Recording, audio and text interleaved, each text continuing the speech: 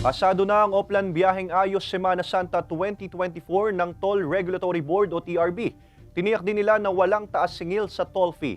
Para sa detalye, makakasama natin live si Paul Hernandez. Paul?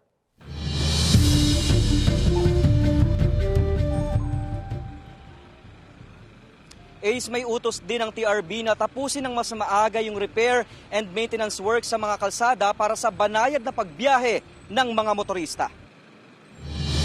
Hindi nagpapawala ng load sa RFID para sa kanilang family car si DJ tuwing bumibiyahe palabas ng Batangas. Pag po pupunta kami tulad nga po sa mga Manila, ganon, bago po kami umalis ng bahay ay i-check muna po kung may load po yung RFID. Iwas hassle aniya para sa tuloy-tuloy na biyahe. Sa darating na Holy Week kung kailan mas malaking volume ng mga sasakyan ang nakikitang gagamit sa mga expressway, siniguro ng Toll Regulatory Board na walang pagtataas sa singil sa toll. Tiyak na raw na madaragdagan ng 300,000 na daily average vehicle traffic sa mga expressway sa South Luzon pagsapit ng Lunes o Martes Santo. Sometimes it reaches more than 10% to 15% ang additional volume that we see, no? Lalo na pagka there is this peak hour time. Maglalagay raw ang TRB ng traffic signages, road barriers at kung kinakailangan, karagdagang puwersa ng ambulant tellers. Bahagi ito ng direktiba ng DOTR sa kanilang Oplan Biyaheng Ayos Semana Santa 2024. Ang mga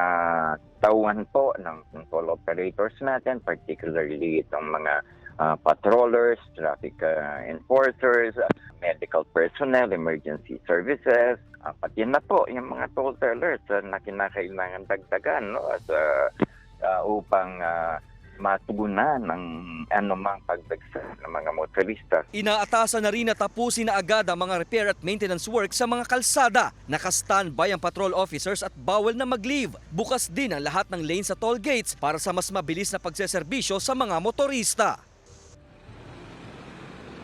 Ace, para sa mga motorista natin dyan, payo ng TRB, planuhin ng mas maaga ang paglalakbay para maiwasan ang matinding traffic.